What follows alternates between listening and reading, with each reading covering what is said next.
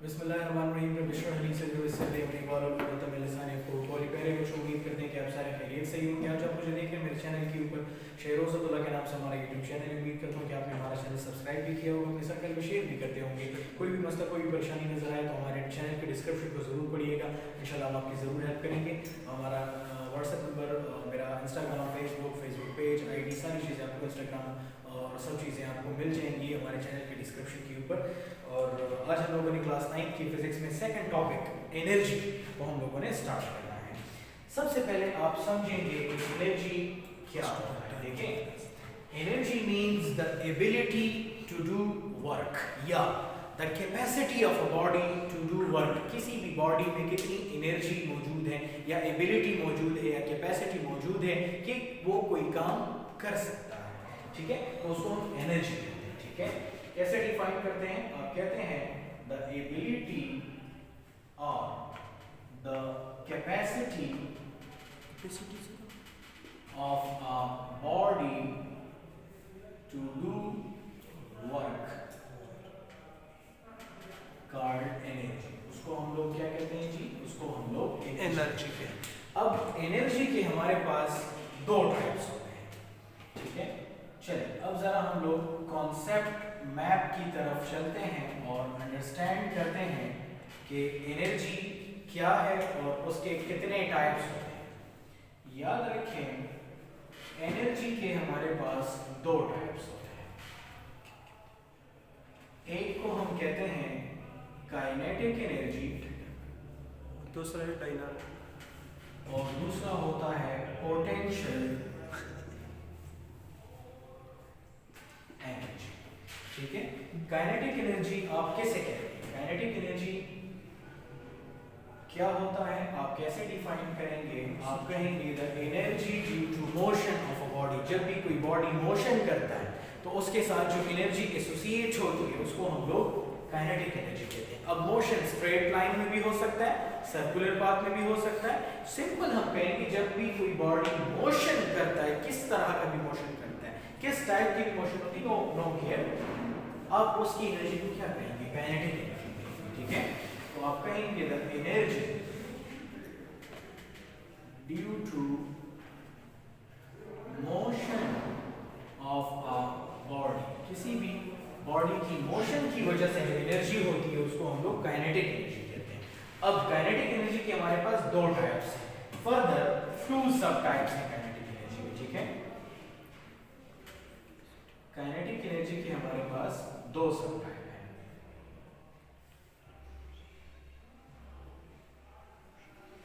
एक है translational kinetic energy, translational kinetic energy, दूसरा है rotational kinetic energy. Translational kinetic energy क्या है? जिसमें the energy due to motion of a body in straight line.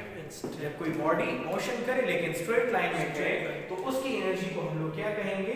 Translational kinetic energy कहेंगे। ठीक है, जब स्ट्रेट लाइन ही ना कहीं भी जब स्ट्रेट में नहीं होगा तो रोटेटरी पाथ में होगा, दोनों में से कोई एक तो मस्ट होगा ना। आप कहेंगे द एनर्जी, या यूं कह लें the energy due to motion of a body in straight line. जब कोई बॉडी स्ट्रेट लाइन में मोशन करे तो उसकी एनर्जी हमारे पास ट्रांसलेशनल काइनेटिक एनर्जी होगी। रोटेशनल काइनेटिक एनर्जी को कैसे डिफाइन करेंगे? आप कहेंगे कि the energy due to motion of a body in rotational path, in rotational path, उसको हम लोग रोटेशनल काइनेटिक एनर्जी कहते हैं। सही हो गया।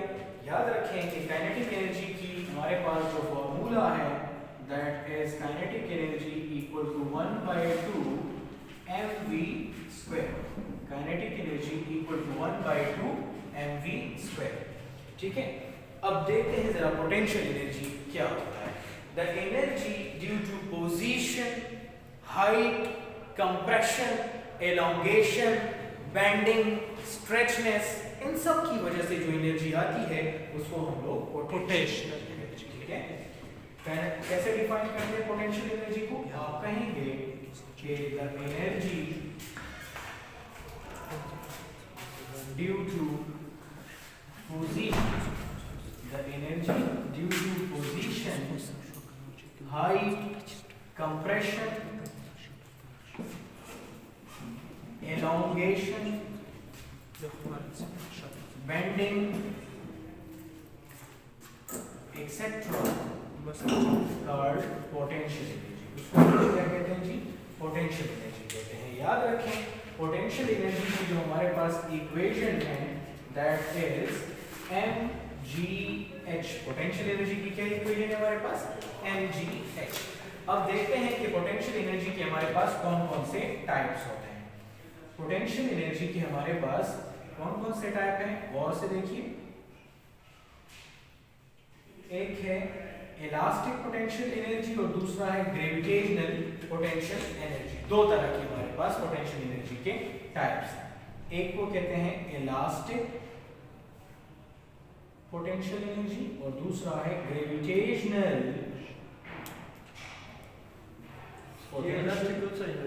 बता दो। Gravitational potential energy and elastic potential energy, ठीक है।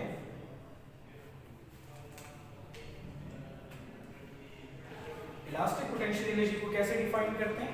आप कहते हैं कि the energy due to compression, elongation और bending और stretchness etc. तो उसकी वजह से जो एनर्जी होती है वो इलास्टिक पोटेंशियल एनर्जी होती है, ठीक है। फिर है gravitational potential energy. Gravitational potential energy को हम यूं डिफाइन करते हैं, the energy due to height. जब कोई बॉडी हाइट अटेन करता है तो उसके अंदर जो एनर्जी स्टोर होती है वो ग्रेविटेशनल पोटेंशियल एनर्जी होती है, ठीक है। The energy due to height और position called gravitational potential energy. उसको हम ग्रेविटेशनल पोटेंशियल एनर्जी कहते हैं। चलिए इसकी एक एक एग्जांपल डिस्कस करते हैं। ट्रांसलेशनल काइनेटिक एनर्जी की क्या एग्जांपल हो सकती है? एक बॉडी है और वो स्ट्रेट लाइन के अंदर मूव कर रहा है, उसकी एनर्जी काइनेटिक होगी लेकिन स्ट्रेट लाइन में है तो ट्रांसलेशनल काइनेटिक एनर्जी होगी। रोटेशनल काइनेटिक एनर्जी की क्या एग्जांपल है? अ डिस्क रोटेटिंग, एक डिस्क है और वो रोटेट कर रहा है, this is the example of rotational kinetic energy. Then है पोटेंशियल एनर्जी। पोटेंशियल एनर्जी हमारे पास दो तरह की है, इलास्टिक पोटेंशियल एनर्जी और gravitational potential energy. Elastic potential energy due to compression, elongation, stretchness, bending वगैरह की वजह से होता है। For example spring of a watch, घड़ी के स्प्रिंग की जो एनर्जी होती है वो कौन सी? इलास्टिक पोटेंशियल एनर्जी है। ग्रेविटेशनल पोटेंशियल एनर्जी क्या है? जब कोई बॉडी किसी हाइट तक रेज करवाया जाता है तो उसके अंदर कौन सी एनर्जी स्टोर हो जाती है? ग्रेविटेशनल पोटेंशियल एनर्जी स्टोर हो जाती है। अच्छा, अब for example a stone laying at the top of the mountain having which sort of energy? Gravitational potential energy. क्यों? क्योंकि बॉडी एक हाइट के ऊपर मौजूद है, ठीक है। अच्छा, चलिए अब हम प्रूव करते हैं कि काइनेटिक एनर्जी 1/2 mv² के कैसे इक्वल होता है और पोटेंशियल एनर्जी mgh के कैसे इक्वल होता है। चलिए हम दोनों को प्रूव करते हैं।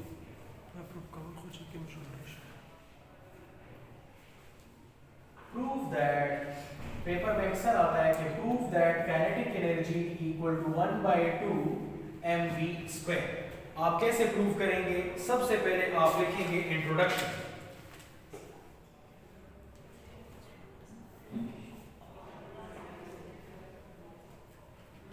आप कैसे लिखेंगे जी? आप सबसे पहले लिखें इंट्रोडक्शन और उसमें लिखें let suppose an object, late suppose a body is moving with initial velocity vi। आपके पास एक बॉडी था और वो इनिशियल वेलोसिटी vi से जा रहा था। Let suppose a body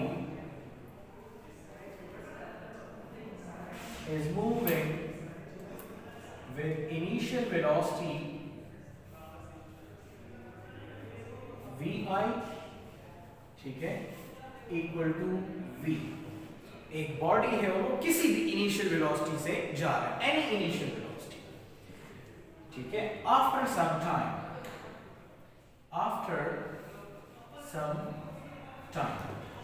the body क्या कर रहा है, एक बॉडी है, let suppose a body is moving with initial velocity V, मैंने कोई भी v ले लिया वेलोसिटी, ठीक है। अच्छा, and after some time the जो कार मैंने कंसिडर किया, यहां पर बॉडी की जगह पर आप कार कंसिडर कर रहे हैं। Let suppose a car is moving with initial velocity vi equal to v metre per second. यहां पर चलो मैंने एक कार को कंसिडर कर लिया। Let suppose a car is moving with initial velocity vi equal to v metre per second. After some time the driver applies break,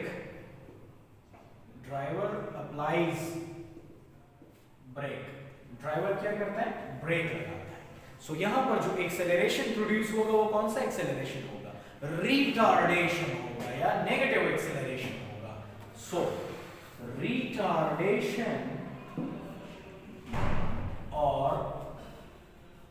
negative acceleration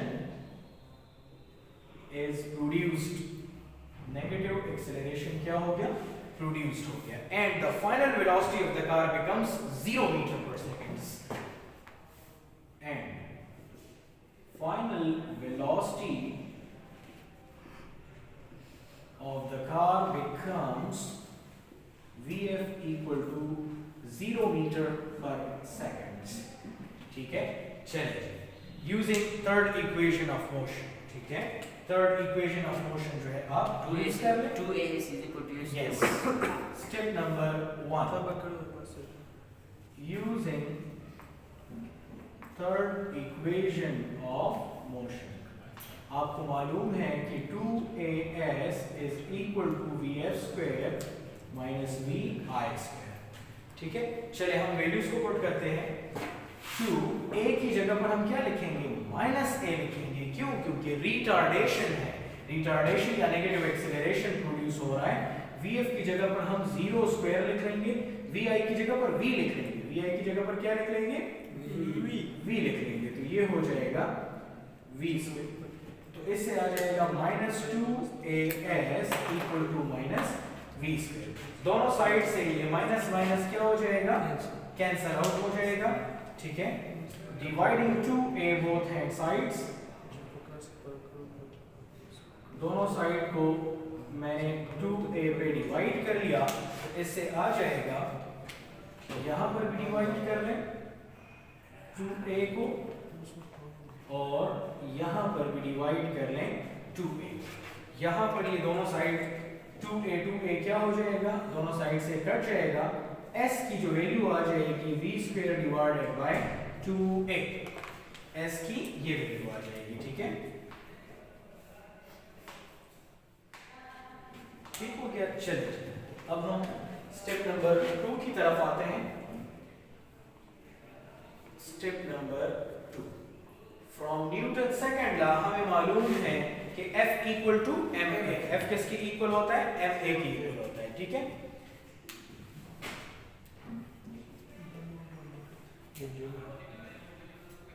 from Newton's second law F equal to ma होता है, ठीक है।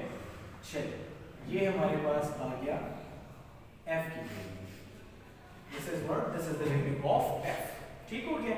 अच्छा, आते हैं जरा step number 3 की तरफ, ठीक है। स्टेप नंबर 3 में हम कहेंगे कि from definition of work, from definition of work की डेफिनेशन के मुताबिक we know that W equal to F dot S, W equal to F dot S, F dot S के बराबर होता है, राइट। चलिए, putting the values of F and S in equation number star, ये हमारा बड़ा खास इक्वेशन है, let me call it equation number star. आप इसमें F और S की वैल्यूज को पुट करें, ठीक है। ये हो जाएगा, हम लिख लेते हैं जी, पुटिंग द वैल्यूज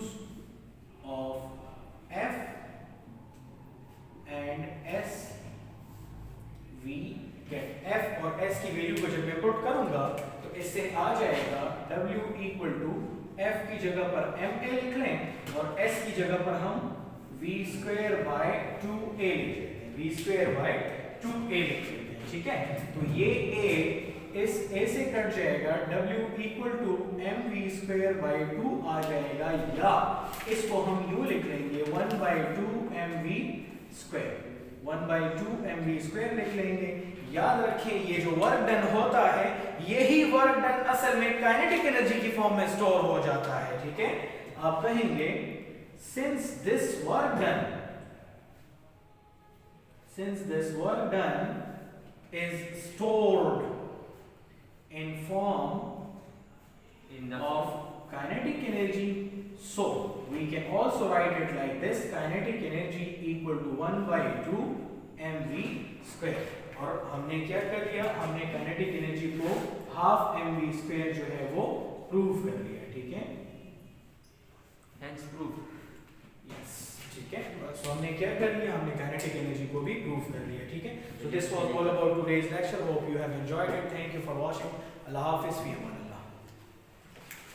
बिस्मिल्लाह।